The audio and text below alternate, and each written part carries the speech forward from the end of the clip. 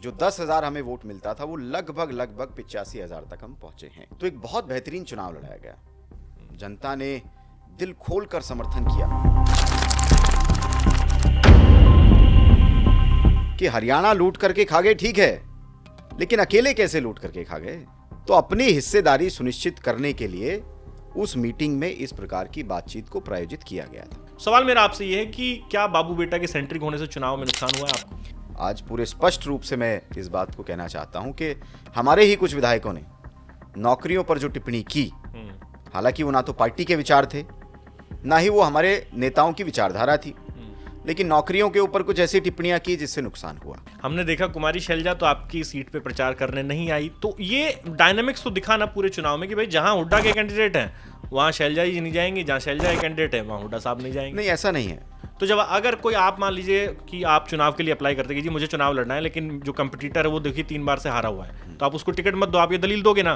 तो भूपेंद्र सिंह हुड्डा के लिए भी दलील लागू होती है कि भाई एक आदमी को आपने ट्राइड एंड टेस्टेड कर लिया, 2-3 बार कर लिया, अब तो नए चेहरे को मौका दो। मैं इस बात से सहमत हूं, बिल्कुल आपकी बात से। नमस्ते, स्वागत है आपका हरियाणा तक के इस पॉडकास्ट में। मैं हूं आपके साथ राहुल यादव और आज के पॉडकास्ट में हमारे मेहमान हैं कांग्रेस के युवा नेता वर्धन यादव। उनसे बातचीत करेंगे उनके चुनाव के बारे में, प्रदेश कांग्रेस का जो चुनाव रहा उसके बारे में, और क्यों ये नतीजे आए, क्या इसके पीछे वो वजह मानते हैं, इन तमाम मुद्दों पर हम बातचीत करेंगे। तो वर्धन जी, आपका स्वागत है हरियाणा तक में। बहुत बहुत धन्यवाद राहुल जी।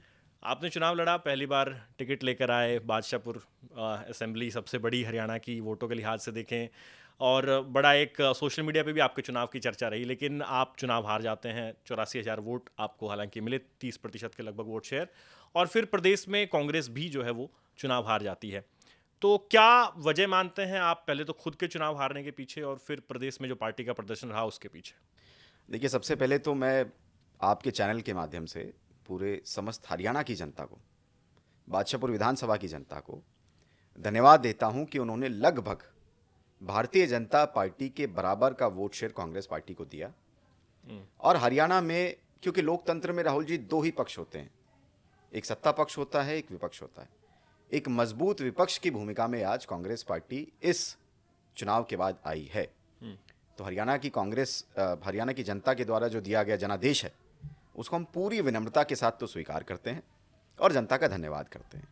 साथ ही भारतीय जनता पार्टी की सरकार, उनके मुख्यमंत्री, उनके मंत्रियों और विधायकों को अपनी तरफ से बहुत बहुत शुभकामनाएं देते हैं कि आने वाले 5 साल हरियाणा विकास के पथ पर चले, किसान, मजदूर, व्यापारी वर्ग खुशहाल हो, युवाओं को रोजगार मिले, और एक नशे की चपेट में जो हरियाणा जाता जा रहा है, उस नशे से, क्राइम से हरियाणा को बचाया जा सके, ऐसी मैं समझता हूं कि कांग्रेस पार्टी के सभी नेता कामना करते हैं और शुभकामनाएं भारतीय जनता पार्टी की सरकार को देते हैं। अब आपने प्रश्न किया हार का। जहां तक बादशाहपुर विधानसभा का सवाल है, बादशाहपुर विधानसभा कांग्रेस के लिए बहुत कठिन सीट रही है। मैं ये कहूंगा कि 90 विधानसभा में यदि पिछले 2 चुनाव में सबसे कम वोट प्रतिशत कहीं मिलता था कांग्रेस को, तो बादशाहपुर में मिलता था। 2014 के चुनाव में हमें केवल 5% वोट मिला जी। 2019 के चुनाव में हमें 4.5% वोट मिला, लेकिन आप ही ने कहा कि वो 4.5-5 से बढ़कर के हम 30% तक पहुंचे। जो 10,000 हमें वोट मिलता था वो लगभग 85,000 तक हम पहुंचे हैं। तो एक बहुत बेहतरीन चुनाव लड़ाया गया। जनता ने दिल खोलकर समर्थन किया। आप आए थे वहां चुनाव में, आपने बहुत समय भी दिया था, आपने लोगों की भावनाओं को भी देखा था। दिल से इस बार लोग चाहते थे कि कांग्रेस पार्टी का प्रत्याशी बादशाहपुर से विजयी हो, लेकिन कुछ राजनीतिक षड्यंत्र ऐसे हुए, लोगों को इस तरीके से वोट मांगे गए, सरकार का डर दिखाया गया, प्रशासन का डर दिखाया गया, बड़े बड़े नेताओं ने आकर के लोगों को बरगलाने का प्रयास किया। तो हर प्रकार के जब तंत्र का इस्तेमाल बादशाहपुर में हुआ तो उसका परिणाम हमारे सामने है। लेकिन एक संतोषजनक मैं समझता हूं कि जनता ने मुझे आशीर्वाद दिया है, और 85,000 परिवार जो मेरे साथ जुड़े हैं, जिन्होंने मुझे मत दिया है, मैं पूरा जीवन उनके सुख में, उनके दुख में, उनके लिए हमेशा खड़ा रहूंगा। और जिन लोगों से वोट नहीं ले पाया, उनसे हाथ जोड़ करके निवेदन करूंगा कि इस बार नहीं दे पाए तो भाई अगली बार दे देना। तो ये बादशाहपुर का एक बड़ा ही रोमांचक चुनाव रहा और बड़ा आनंद आया मुझे चुनाव लड़ने में। बहुत साफ सुथरा शांत तरीके से हमने चुनाव लड़ा, ना किसी की आलोचना की और ना ही किसी के बारे में अपशब्द निकाले। अच्छा, एक जो बीजेपी के कैंडिडेट हैं राव नरबीर सिंह, जिन्होंने आपको चुनाव हराया है, अब वो कैबिनेट मिनिस्टर हो गए हैं, और जब वो मिनिस्टर बने उन्होंने पहली मीटिंग ली और वो जब आए गुड़गांव तो अधिकारियों को सबको बिठाया और पूछा कि भाई तू कितने दिन से यहाँ है और भ्रष्टाचार अब नहीं सहन करूँगा, मेरा नाम राव नरबीर सिंह है और अब गुड़गांव से अपनी बदली करा लो अगर पैसे कमाने हैं, तो ऐसा नहीं चलेगा। तो इस तरह के कई और वीडियोस भी आए दूसरे मिनिस्टर्स के भी, भाजपा के। तो ये क्या मैसेजिंग है, कैसे देखते हैं इसको आप? देखिए राहुल जी, बड़ा विचित्र वीडियो था वो।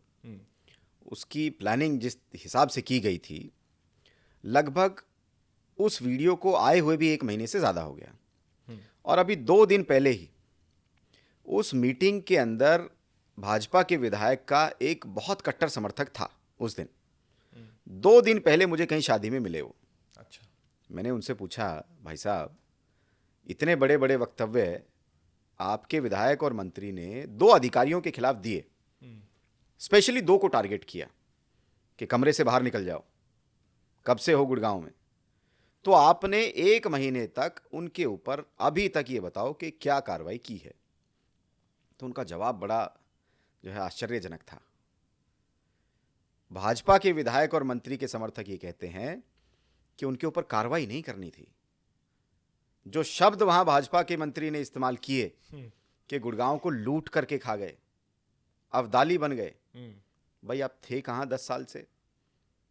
भाजपा की सरकार हरियाणा में 10 साल से है, एक योजना में तो आप भी मंत्री थे, यानी आप ही की सरकार में आपकी बिना सहमति के अधिकारी लूट करके खा गए। तो राहुल जी, संदेश 2 निकलते हैं। पहला तो ये कि हरियाणा लूट करके खा गए, ठीक है, लेकिन अकेले कैसे लूट करके खा गए? हम भी तो हैं। तो अपनी हिस्सेदारी सुनिश्चित करने के लिए उस मीटिंग में इस प्रकार की बातचीत को प्रायोजित किया गया था। दूसरी बात, देखिए एडमिनिस्ट्रेशन के ऊपर कमांड होना एक अलग चीज है, लेकिन आईएएस भी वहां बैठे हैं, आईपीएस भी बैठे हैं, एचसीएस अधिकारी भी बैठे हैं, उनसे बदतमीजी करना एक अलग चीज है। भले ही आप आज हरियाणा में मंत्री हैं, लेकिन आपकी एजुकेशन क्वालिफिकेशन 10वीं पास है। वहां पर यूपीएससी जो व्यक्ति क्लियर करके बैठा है, जो देश के कानून और संविधान को जानता है, वो वहां पर बैठा है। तो एडमिनिस्ट्रेशन को स्ट्रिक्टली कमांड करना एक अलग बात है, इस प्रकार की राजनीतिक बदतमीजी करना अलग बात है। और मैं समझता हूं कि आईएएस एसोसिएशन को भी इसके ऊपर स्टैंड लेना चाहिए, उसको कंडेम्ड करना चाहिए, उनके खिलाफ कंटेम्प्ट करना चाहिए, क्योंकि इस प्रकार की धारणाएं अगर शुरू होंगी तो आज इन्होंने किया है, कल कोई और भी कर सकता है। लेकिन वो तो दलील दे रहे हैं ना, वो कह रहे हैं कि जब गठबंधन की सरकार थी ना तो उतना होल्ड नहीं था हमारा, क्योंकि गठबंधन की सरकार थी तो उस समय ज्यादा हुआ, कह रहे हैं। गठबंधन की सरकार में भी तो 10 सीटें ही दुष्यंत चौटाला की थी, बाकी तो मैक्सिमम सीटें आप ही के पास थी ना। तो चाहे गठबंधन की सरकार रही हो, अगर अधिकारियों से 10 साल में सबसे ज्यादा भ्रष्ट हरियाणा के हालात हुए हैं तो इस सरकार में हुए, ये पूरा प्रदेश जानता है। प्रॉपर्टी आईडी के नाम पर क्या हालात है आज पूरे प्रदेश के। आप तहसील में जाकर के देखिए, रजिस्ट्रियां बिना भ्रष्टाचार के हो ही नहीं सकती है हमारे प्रदेश में। कूड़े के नाम पर कितना बड़ा स्कैम नगर निगम ने किया है, तो वो अधिकारी 10 साल तक भी वहीं थे, लेकिन आपको जुम्मा जुम्मा नए चुनाव लड़ने के 15 दिन बाद याद आते हैं कि वो भ्रष्टाचार कर रहे थे। 5 साल में हमने इनकी आवाज़ नहीं सुनी, भ्रष्टाचार कहाँ हो रहा है। तो आप कह रहे हैं कि उस धमकाने के पीछे मकसद हिस्सेदारी का है? निश्चित रूप से ये जनता कह रही है, ये बादशाहपुर विधानसभा की जनता कह रही है कि जो 5 साल के वनवास के बाद जब उनकी वापसी हुई है सत्ता में, तो सत्ता की हिस्सेदारी वो चाहते हैं। नहीं तो अभी तक वो 2 अधिकारियों को सस्पेंड करना चाहिए था, उनके खिलाफ कोई इंक्वायरी बिठानी चाहिए थी, उनका ट्रांसफर कराना चाहिए था। 1 महीने से वो अधिकारी अभी भी वहीं हैं। चलिए, जब उनसे मुलाकात होगी तो ये सवाल पूछेंगे, बाकी इंटरव्यू को आगे बढ़ाते हैं। तो आपने वजह गिनाई बहुत सारी कि तंत्र का इस्तेमाल हुआ, ये हुआ, वो हुआ, लेकिन आपके सुप्रीम लीडर भूपेंद्र सिंह हुड्डा हैं, वो वजह गिना रहे हैं ईवीएम की भी। तो आपने तो कहीं ईवीएम का जिक्र ही नहीं करा कि भाई बादशाहपुर में तो कोई गड़बड़ नहीं थी ना ईवीएम की। राहुल जी देखिए, ईवीएम के ऊपर जो चर्चा आज पूरे देश में चल रही है, अब भी मैं 8 तारीख को चुनाव का परिणाम आया, 9 तारीख से मैं लोगों के बीच में हूं, उनके सुख में दुख में सब जगह जा रहा हूं। तो ऐसी कोई मैं समझता हूं कि पब्लिक गैदरिंग नहीं है जहां आज समस्त हरियाणा में ईवीएम की चर्चा ना हो रही हो। और खास तौर पर महाराष्ट्र के चुनाव के बाद मैं आपको 2 उदाहरण देना चाहता हूं। जी। पहला उदाहरण, महाराष्ट्र विधानसभा चुनाव के साथ एक लोकसभा का चुनाव भी था। नांदेड़ लोकसभा का चुनाव, उपचुनाव वहां पर हुआ। नांदेड़ लोकसभा के उपचुनाव में कांग्रेस पार्टी ने विजय हासिल की और उसके अंतर्गत आने वाली 6 विधानसभा सीटें, 6 की 6 विधानसभा सीटें महाविकास अघाड़ी की जो गठबंधन जो था वो 6 की 6 सीटें हार जाती हैं।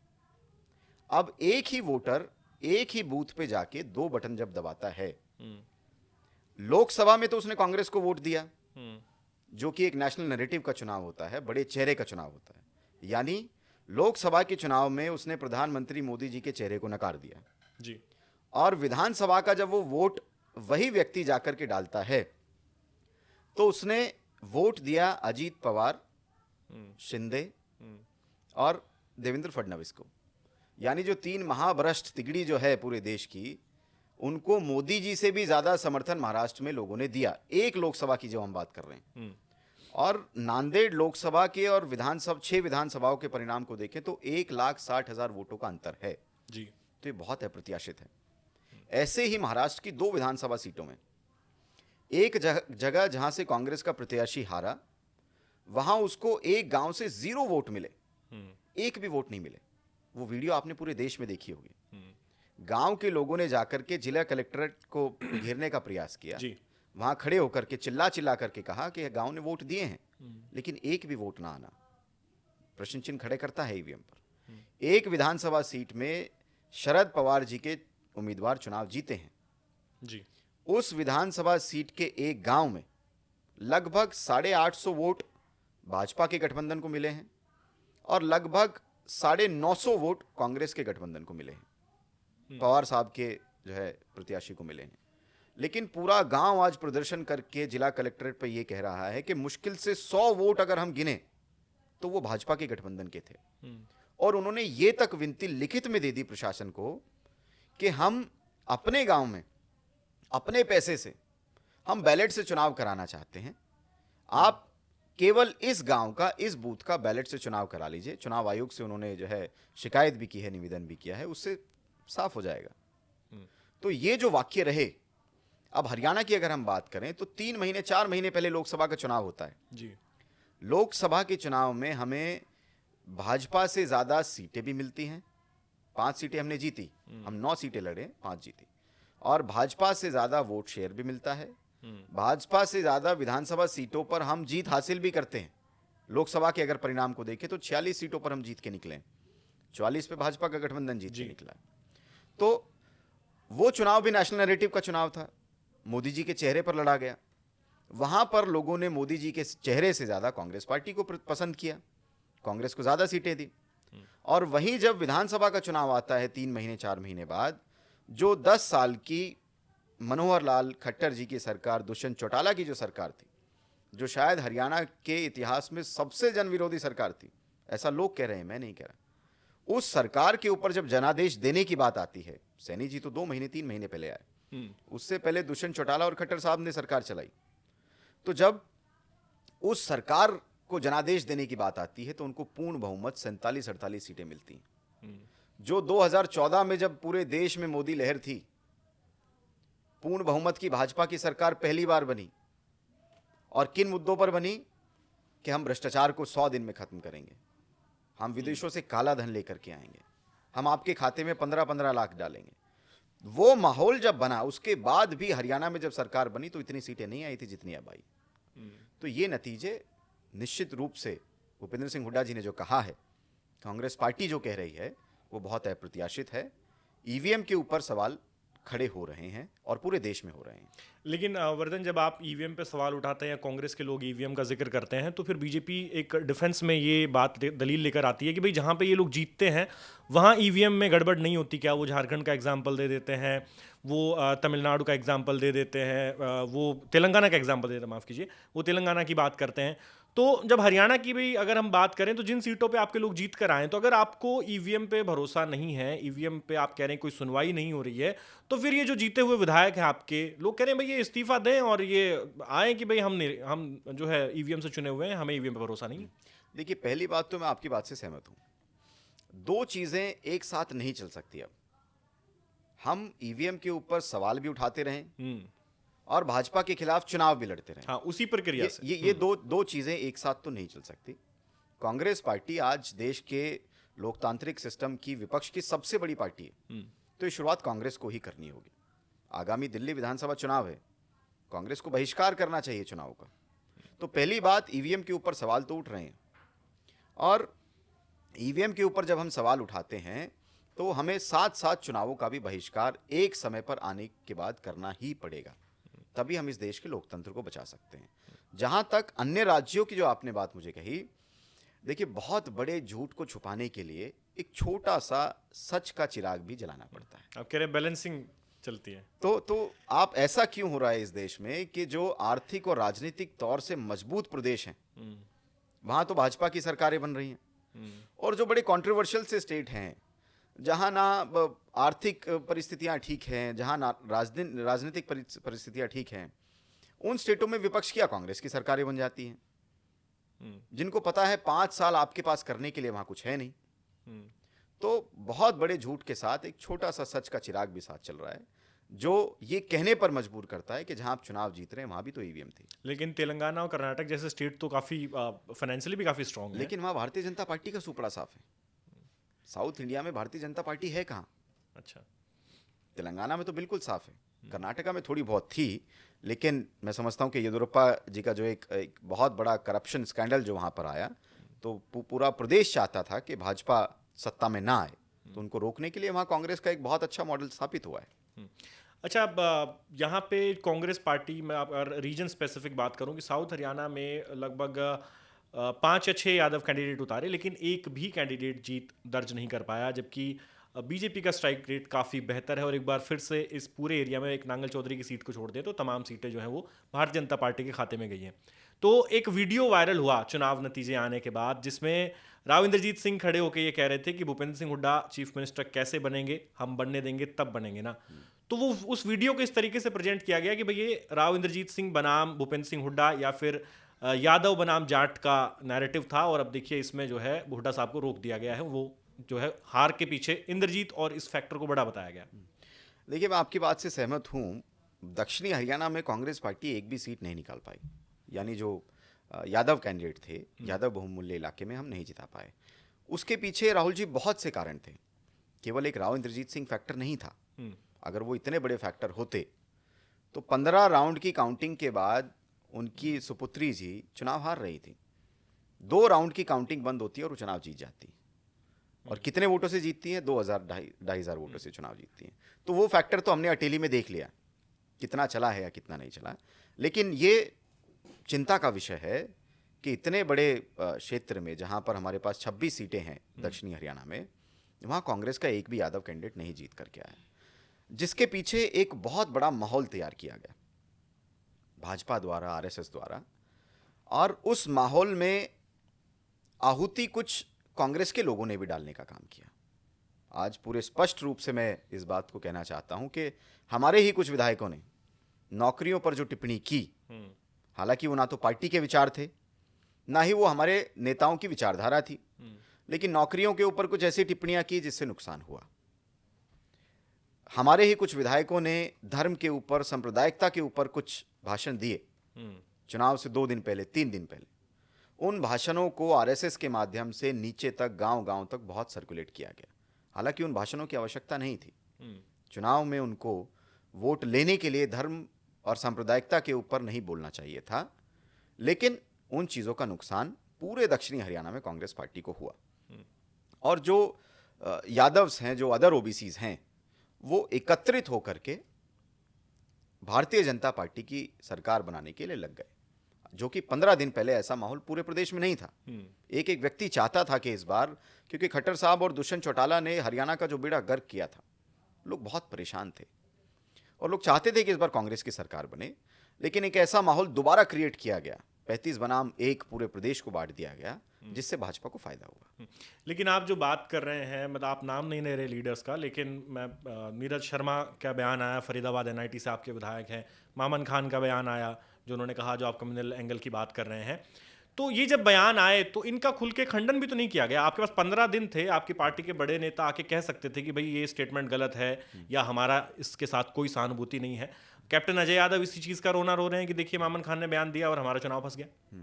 देखिए, बिल्कुल मैं समझता हूं कि चुनाव जब चरम सीमा पे होता है राहुल जी, तो बहुत छोटी छोटी चीज़ें उस चुनाव को खराब कर सकती हैं। लेकिन हर एक नेता और पूरी पार्टी चुनाव के प्रचार में व्यस्त थी, चुनाव की मैनेजमेंट में व्यस्त थी। हर एक कैंडिडेट अपने आप को इस चुनाव की जो है गहमा गहमी में पूरी मजबूती के साथ वो खड़ा हुआ था। कहीं हो सकता है कि पार्टी से ये कमी रह गई हो कि खंडन जिन बातों का करना चाहिए था वो नहीं किया गया समय पर, जिसका नुकसान हमें झेलना पड़ा है। अच्छा, एक और चीज़ इस चुनाव में दिखी, और अब चुनाव के नतीजे आने के बाद तो लोग खुलकर उस पर बोल रहे हैं, आपकी पार्टी के हारे हुए कैंडिडेट बोल रहे हैं। कहा गया कि भाई सब कुछ हुड्डा सेंट्रिक हो गया। बेटे ने यात्रा निकाली, बेटे को as a CM face project किया गया और पिताजी पूरी चीज़ें, पूरी मैनेजमेंट देख रहे थे पीछे से। तो कहा गया कि इन दोनों नेताओं ने जब इतना बढ़ चढ़ के चुनाव को अपने अराउंड पूरा बुने रखा, तो फिर अब हार की जिम्मेदारी लेने से क्यों भाग रहे हैं? सवाल मेरा आपसे ये है कि क्या बाबू बेटा के सेंट्रिक होने से चुनाव में नुकसान हुआ है आपको? देखिए, पहले तो अब 2 विधानसभा चुनाव में कांग्रेस हारी है, पहले हरियाणा में और फिर महाराष्ट्र में। हरियाणा की हार के बाद लोगों ने हार का श्रेय एक परिवार को दिया, लेकिन महाराष्ट्र में जब चुनाव हारे, 109 सीटें लड़ने के बाद कांग्रेस पार्टी को कितनी सीटें मिली? मात्र 16 सीटें मिली हैं, जबकि 14 सीटें हमारी लोकसभा में थी। वहां किसके चेहरे पर चुनाव लड़ा गया जो इतना कम वोट प्रतिशत आया? और हरियाणा का जहां तक सवाल है राहुल जी, जितना हमारा लोकसभा में वोट प्रतिशत था, लगभग हमें उतना मिला है। 39.8% वोट भाजपा को मिला है, 39.3% वोट कांग्रेस को मिला है। 22,000 वोट भाजपा को कांग्रेस से ज्यादा मिला है, जिसकी वजह से उनकी सरकार बनी है। पहली चीज। दूसरी चीज, अब आप देखिए, जब पूरे चुनाव प्रचार का श्रेय आपने एक ही परिवार को दे दिया, माननीय भूपेंद्र हुड्डा जी और दीपेंद्र हुड्डा जी को दिया है, तो यह भी देखिए कि उनके खिलाफ चुनाव कौन लड़ रहा था। प्रधानमंत्री मोदी जी, अमित शाह जी, राजनाथ सिंह जी, योगी आदित्यनाथ जी, पूरी कैबिनेट, 200 से ज्यादा सांसद, 10-12 के आसपास मुख्यमंत्री, पूरा भाजपा और आरएसएस का संगठन। उसके बाद भी वो परिवार लगभग इतने बड़े संघ परिवार के सामने उनकी बराबर की टक्कर ले पाया, और उतना ही वोट परसेंट हमें भी मिला है। तो मैं नहीं समझता कि हार का श्रेय किसी व्यक्ति को जाता है। उस परिवार ने एक बहुत बड़े संघ परिवार के साथ अकेले टक्कर भी ली है, उसका श्रेय भी होने जाता है। नहीं, तो दिक्कत यही है ना, आप कह रहे हैं अकेले टक्कर ली है। भाजपा कहती है कि हमारे चुनाव जीतने के पीछे बड़ी वजह है कि हमारा संगठन था, हम मिल के चुनाव लड़े। आपने अकेले टक्कर ली, भले ही आप उस लगभग बराबर वोट शेयर लेके आए, लेकिन जीत तो नहीं पाए ना। तो सवाल यही उठता है कि अकेले टक्कर लेने की जरूरत क्या थी, जब आपके पास रणदीप सुरजेवाला है, आपके पास कुमारी शैलजा है, किरण चौधरी थी आपके पास, उन्होंने पार्टी छोड़ दी, वो कह रही कि उन्हें मजबूर किया गया। तो फिर अकेले क्यों टक्कर ली गई, इनको साथ क्यों नहीं लिया गया? देखिए, संगठन की कमी तो रही है। मैं इस बात से, अगर मैं समझता हूं कि आपको, मैं दर्शकों के सामने ये कहूं कि संगठन नहीं था कांग्रेस का जिसका नुकसान ना हुआ हो, संगठन की बहुत कमी रही है। मैंने खुद चुनाव लड़ा है, बूथ पर कार्यकर्ता किस प्रकार से संगठन का होना चाहिए था वो नहीं था। 12 साल से जो हरियाणा प्रदेश में ना जिला अध्यक्ष है, ना ब्लॉक अध्यक्ष है, ना कार्यकारिणी है, उसका नुकसान निश्चित रूप से हमें हुआ है। और जहाँ तक बड़े नेताओं की बात है, वो मेरे, मैं समझता हूँ मेरे डायमेटिर की बात नहीं है। वो या तो प्रदेश का नेतृत्व देखे या केंद्र का नेतृत्व देखे कि सबको साथ लेकर के चुनाव में कैसे जाना है।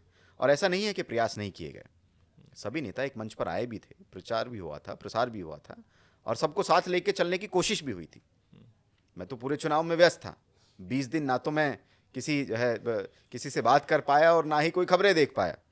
तो मुझे लगता है कि एक संगठन की कमी तो मुझे भी महसूस हुई, जो आने वाले समय में अगर कोई भी चुनाव हमें लड़ना है, चाहे वो नगर निगम का चुनाव है, चाहे वो पंचायतों का चुनाव है, या आगे आने वाले लोकसभा की तैयारी अगर हमें करनी है, विधानसभा की तैयारी करनी है, तो संगठन कांग्रेस पार्टी का होना बहुत ज़रूरी है।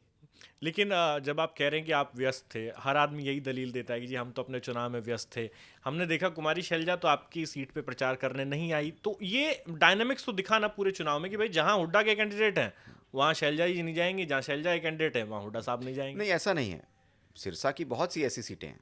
हम्म, अनु बाला जी कुमारी शैलजा जी की बहुत क्लोज विधायक रेणु हैं। बालाजी। रेणु बाला जी वहाँ पर जाकर के दीपेंद्र हुड्डा जी प्रचार करके आते हैं। हम्म, तो ऐसा नहीं है कि बहुत सी सीटों पर, जितना मुझे पता है उस समय मैं ज़्यादा वॉच नहीं कर पाया, ना किसी की कैंपेन को फॉलो कर पाया।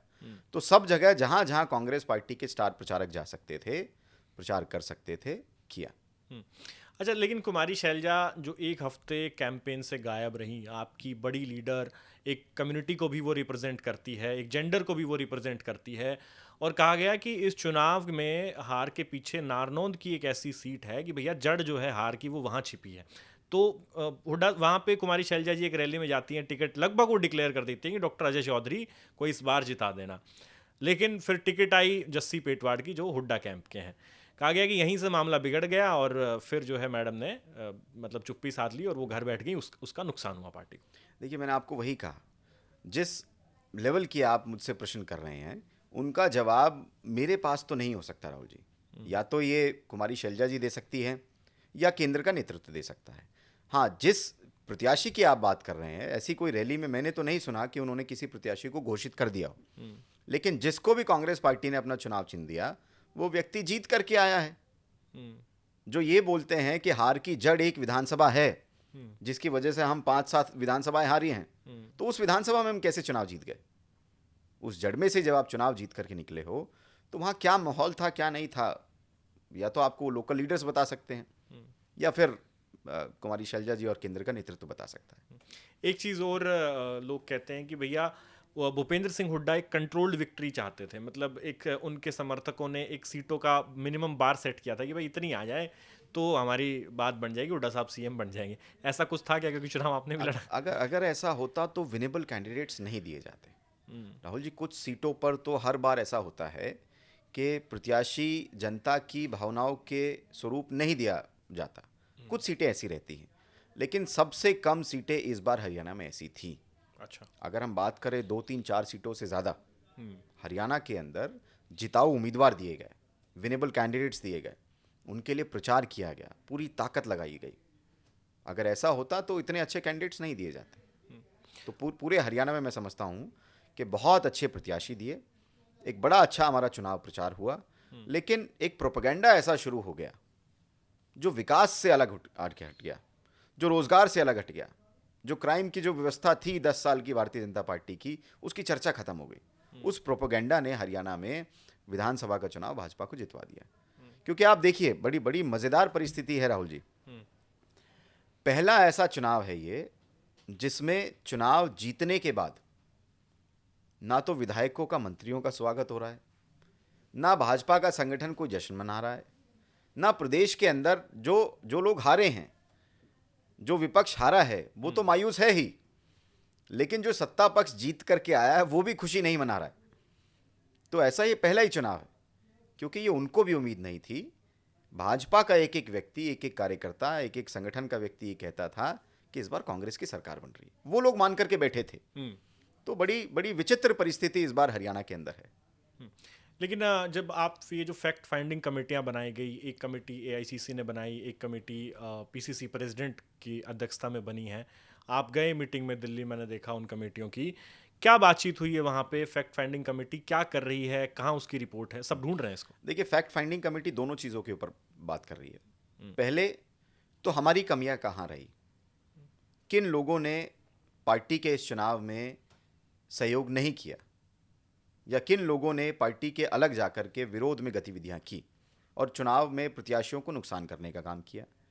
पहली तो वो कमेटी इस चीज़ के ऊपर पूरा, मैं समझता हूँ, विश्लेषण कर रही है।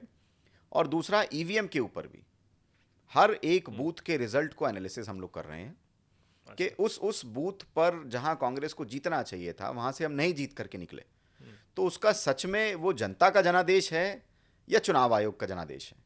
ये दोनों ही चीज़ों के ऊपर फैक्ट फाइंडिंग कमेटी पूरी एक विश्लेषण करके अपनी रिपोर्ट केंद्र के नेतृत्व को देगी। लेकिन जो अपील करने का समय होता है चुनाव आयोग के पास और या कोर्ट में अपील करने का समय, तो वो समय चला गया है। तो फिर वो जो आपकी ईवीएम को लेकर जो कमेटी बनाई है, ईवीएम में खामियां थी, शिकायतें ली आपने अलग अलग अपने कैंडिडेट से, उसका क्या होगा? उसका तो अब कोई काम ही नहीं है फिर। 45 दिन का समय होता है हम्म। और फैक्ट फाइंडिंग कमेटी के लगभग 10 से 12 सदस्यों ने चुनाव आयोग में शिकायत दर्ज कर दी है। तो आप कह रहे हैं कि करण दलाल उसके अध्यक्ष है फैक्ट फाइंडिंग कमेटी जी के? जी। तो जब ये इस तरह की फैक्ट फाइंडिंग कमेटियां आप बना रहे हैं, फिर एक तरफ आप कह रहे हैं कि हमें बहिष्कार करना होगा ईवीएम का, लेकिन इसी बीच में लोग कह रहे हैं कि भाई जनादेश आ गया, सबसे बड़ा विपक्ष आ गया प्रदेश में। कांग्रेस इस बात को बोस्ट कर रही है कि देखिए हम सबसे बड़े विपक्षी दल के तौर पर तो कम से कम सामने आए हैं।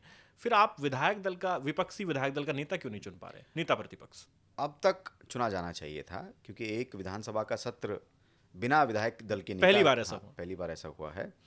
लेकिन मैं समझता हूं कि भाई इस चुनाव में जो चेहरा थे, उससे पहले जो विधायक दल के नेता थे, विपक्ष के नेता थे, चौधरी भूपेंद्र सिंह हुड्डा जी थे विधानसभा में, और इस विधानसभा के सत्र में भी उन्होंने as a leader of opposition ही काम किया है। भाजपा ने भी उनको ऐसे ट्रीट किया है उनकी तरफ से भी उन्हें माना जा रहा। भाजपा भी जानती है कि पूरे प्रदेश में एक ही जो है व्यक्ति ऐसे हैं, एक वो चेहरा ऐसे हैं जिनको पूरे प्रदेश में बहुत अच्छा, मैं समझता हूं कि हर एक वर्ग ने समर्थन किया है। अगर भाजपा एक प्रोपेगेंडा ना लेकर के आती, एक जाति विशेष को 35 जातियों से ना लड़वाती, तो इस चुनाव का मैं समझता हूं कि परिणाम बिल्कुल अलग होता। पहली चीज़। दूसरी चीज़, जहां हमारे 37 में से 32-33 विधायक भूपेंद्र सिंह हुड्डा जी के नेतृत्व में विधानसभा में आवाज़ उठाने के लिए तैयार हैं, तो ये तो स्पष्ट हो जाता है। मैं समझता हूं कि केवल कांग्रेस को निर्णय लेना है, निर्णय लेने की बात है। हो सकता है कि हुड्डा साहब जिस प्रकार से उनका कद है, जिस प्रकार से उनकी उम्र है, हो सकता है कि वो किसी और व्यक्ति को मौका देने के लिए भी आगे कर सकते हैं, या वो ये भी फैसला ले सकते हैं कि अभी विधानसभा में कुछ सालों तक और विपक्ष का नेता मुझे ही बनना है। तो इन सब चीज़ों के ऊपर जब चर्चा हो रही होगी, क्योंकि महाराष्ट्र का चुनाव एकदम हरियाणा के बाद आ गया, उसकी वजह से चीज़ें थोड़ी रुक गई, तो आने वाले समय में अगले सत्र से पहले कांग्रेस को विपक्ष का नेता जरूर मिलेगा। लेकिन वर्धन जी, आपको नहीं लगता कि जब आप एक ही चेहरे पर 3 बार पार्टी चुनाव लड़ चुकी है, 2 बार पार्टी हार गई, वो मुख्यमंत्री भी रह चुके हैं, उनके बेटे सांसद रह चुके हैं, पार्टी ने बहुत कुछ दिया है उनको, तो जब अगर कोई, आप मान लीजिए कि आप चुनाव के लिए अप्लाई करते कि जी मुझे चुनाव लड़ना है, लेकिन जो कंपटीटर है वो देखिए 3 बार से हारा हुआ है, तो आप उसको टिकट मत दो, आप ये दलील दोगे ना? तो भूपेंद्र सिंह हुड्डा के लिए भी दलील लागू होती है कि भाई एक आदमी को आपने ट्राइड एंड टेस्टेड कर लिया, 2-3 बार कर लिया, अब तो नए चेहरे को मौका दो। मैं इस बात से सहमत हूं बिल्कुल आपकी बात से, कि 2 बार हमने सरकार बनाई भी है उनके चेहरे पर, और तीसरी बार हम एक बड़े विपक्ष के तौर पे भी उनके चेहरे पर भी आए हैं। उनके चेहरे की वजह से ही हम आए हैं, दीपेंद्र हुड्डा जी के प्रचार की वजह से आए हैं, उदय भान जी ने जो अध्यक्ष के तौर पर जो काम किया उसकी वजह से आए हैं, और उसके साथ साथ कांग्रेस के हर एक नेता का भी उसमें रोल था। उसमें भाई हर जिले में जो हमारे प्रभावशाली नेता हैं, जो एक सोशल इक्वेशन के साथ हम लोग चले, हर एक वर्ग के व्यक्ति को हम साथ में लेकर के चले, तो ये उसकी भी जीत आप समझिए, ये उसकी वजह से भी ये परिणाम आया है। आने वाले समय में, भविष्य में, मुझे लगता है कि नई पीढ़ी को, युवा जो है, लोगों को आगे मौका देना चाहिए, और कांग्रेस पार्टी को कोशिश करनी चाहिए कि नए लोगों को आगे करे, और नई ऊर्जा के साथ, पूरी मेहनत के साथ हरियाणा में दोबारा जो है चुनाव की तैयारी शुरू करें। अच्छा, आपने उदय भान जी का जिक्र किया, पीसीसी चीफ, और यहाँ पे मैं दीपक बाबरिया का नाम भी लूँगा। अभी प्रेस कॉन्फ्रेंस करते हैं उदय भान, और वो कहते हैं कि दीपक बाबरिया के फ़ोन पे मैसेज आए थे रिजल्ट वाले दिन 8 तारीख को, कहा कि उन्होंने ये बात अगले दिन बताई, मैसेज अगले दिन देखे, और फिर उसके कई दिनों बाद उदय भान प्रेस कॉन्फ्रेंस कर रहे हैं। वो कह रहे हैं कि बाबरिया जी उस व्यक्ति का नाम नहीं बता सकते, उसकी जान को खतरा है, ईवीएम के साथ टेम्परिंग हुई है। तो इसमें ये इन बातों पे आप कितना यकीन करते हैं? आपके प्रभारी हैं, आपके प्रदेश अध्यक्ष। देखिए, मैं पहले बिल्कुल यकीन नहीं करता। हरियाणा के चुनाव से पहले जब ईवीएम की बात चलती थी तो मैं खुद यकीन नहीं करता था, लेकिन अब जब इस चुनाव में हम लोग उतरे, और ऐसे ऐसे गांव में, राहुल जी, जहां लगभग 70%, 60% गांव इकट्ठा होकर के कांग्रेस पार्टी के प्रत्याशी का स्वागत कर रहा है बादशाहपुर विधानसभा में। 3-3 प्रोग्राम एक एक गांव में, इतने बड़े बड़े, इतने भव्य होते हैं। गांव की माताएं, बहनें, बच्चे, बड़े बुजुर्ग सब आकर के गले मिलते हैं। गांव चुनाव लड़ने के लिए आपकी आर्थिक सहयोग करता है। गांव आपको सामाजिक दृश्य से बहुत एक मैं समझता हूं दिल से जो वेलकम आपका होता है। लेकिन उस गांव में भी अगर आप चुनाव नहीं जीत करके निकलते, आज जब मैं उन गांव में सुख दुख में जाता हूं तो लोग बोलते हैं कि हम मंदिर में खड़े रह होकर के कहने के लिए तैयार हैं कि हमने भाजपा को वोट नहीं दिया। तो ये चीजें गांव में नहीं छुप सकती। शहर में आप एक दूसरे को ज्यादा नहीं जानते, आपके साथ में कौन है उससे हो सकता है कई दिनों तक बात भी ना होती हो, लेकिन गांव में इस प्रकार की कोई भी चीजें छिपती नहीं है। तो इस चुनाव के बाद मुझे यकीन हुआ कि ईवीएम के साथ, क्योंकि आप ये देखिए भाजपा के प्रत्याशी जो हमारे विधानसभा से जीते हैं, चुनाव जीतने के बाद उन्होंने अपने एक बहुत खास व्यक्ति को सार्वजनिक रूप से कहा कि यार मुझे पता होता कि इतने ज्यादा मार्जिन से मैं चुनाव जीत रहा हूं तो मैं क्यों रात को 2-2 बजे तक अकेला घूमता गांव में, क्यों इस उम्र में इतनी मेहनत करता। भाजपा के प्रत्याशी ये सोच रहे थे कि चुनाव, और वो एक्चुअल सिचुएशन थी ग्राउंड की, बादशाहपुर में चुनाव बिल्कुल तलवार की नोक पर था, 5,000 10,000 इधर या उधर। यही बात पूरा भाजपा का संगठन कह रहा था, यही कांग्रेस कह रही थी और यही सभी मीडिया के साथ ही कह रहे थे। तो इस प्रकार से जो नतीजा आया उसके बाद ये प्रश्न चिन्ह तो खड़े होते हैं, और मैं खुद समझता हूं कि ईवीएम के साथ छेड़छाड़ की जा सकती है और बहुत सिस्टम के साथ करी भी जा रही है। लेकिन जब आप कह रहे हैं कि लोगों के बीच में ये डिस्कशन होता है गांवों में, तो फिर आप लोगों को इस पर कोई स्ट्रेटेजी बनानी चाहिए ना। लोग कह रहे हैं भाई कांग्रेस इस सड़कों पे आए, फिर ईवीएम के खिलाफ एक जन आंदोलन की शुरुआत हो। बिल्कुल होनी चाहिए। जिस प्रकार से भारत जोड़ो यात्रा हुई, जिस प्रकार से आज़ादी के आंदोलन हुए, अगर इस देश को मोदी जी के अलोकतांत्रिक जो है ढांचे से बचाना है, निकालना है, तो ईवीएम के खिलाफ एक बहुत बड़ा आंदोलन होना ज़रूरी है। लेकिन हम एक राजनीतिक पार्टी का व्यक्ति होने के नाते मैं भी ये मानता हूं कि खाली ईवीएम के ऊपर अगर हम जनता में जाकर के ये बोलते रहें कि ईवीएम ईवीएम ईवीएम की वजह से हम चुनाव हारे, तो वो भी ठीक नहीं है। पहले तो एज अ परिवार हम अपनी कमियां दूर करें, संगठन बनाएं, नेताओं को एक साथ लेकर के आएं एक मंच पर और सबको साथ मिलकर के चुनाव लड़ने के लिए प्रेरित करें। और जब चुनाव में इस प्रकार के नतीजे आते हैं तो हमें ईवीएम के ऊपर भी सवाल उठाना चाहिए। चलिए, आखिरी 2 सवाल मैं आपसे लूंगा। पहला तो ये कि दीपेंद्र सिंह हुड्डा की अब आप क्या भूमिका देखते हैं? एक बड़े लीडर, आपको छोटे भाई के तौर पर उन्होंने चुनाव में कहा कि वर्धन मेरा भाई है, जीतेगा तो कुछ हल्का कुछ नहीं देंगे, मतलब उन्होंने संकेत दिया कि मंत्री बनाएंगे, लेकिन चुनाव आप नहीं जीत पाए। और अब लोग उन पर भी बहुत सवाल उठा रहे हैं, उन पर भी बहुत उंगलियां उठ रही हैं कि दोनों बाबू बेटों ने हर एक विधानसभा में अलग अलग कैंडिडेट्स तैयार कर रखे थे। ये भी एक बड़ी वजह थी हार की। आपने दीपेंद्र हुड्डा के साथ लंबे समय काम किया है, क्या मानते हैं आप, एक सीनियर लीडर हैं वो, क्या भविष्य देखते हैं उनका? देखिए, पहले तो मैं धन्यवाद देना चाहता हूँ। मात्र 32-33 साल की उम्र में हरियाणा की सबसे बड़ी विधानसभा से कांग्रेस पार्टी के प्रत्याशी के तौर पर उन्होंने मुझे मौका दिया। शायद मेरे जैसे साधारण किसान परिवार के बच्चे को ये मौका जीवन में कभी नहीं मिल पाता, तो उनका बहुत बहुत धन्यवाद भी करता हूँ। और उनके लिए एक विशेष सम्मान मेरे दिल में हमेशा है और रहेगा। चाहे मैं राजनीति में आने वाले समय में कितने भी समय तक रहूं, उसके बाद भी दीपेंद्र हुड्डा जी के लिए एक हमेशा दिल में सम्मान रहेगा। वो एक सच्चे दिल के इंसान हैं। वो जिसके साथ लगते हैं, जिसकी मदद करते हैं, जिसका हाथ पकड़ते हैं, उसका हाथ फिर जीवन भर नहीं छोड़ते। 5 बार का सांसद, 4 बार का जो है सांसद, इतनी कम आयु में बनना ये साधारण बात नहीं है राहुल जी।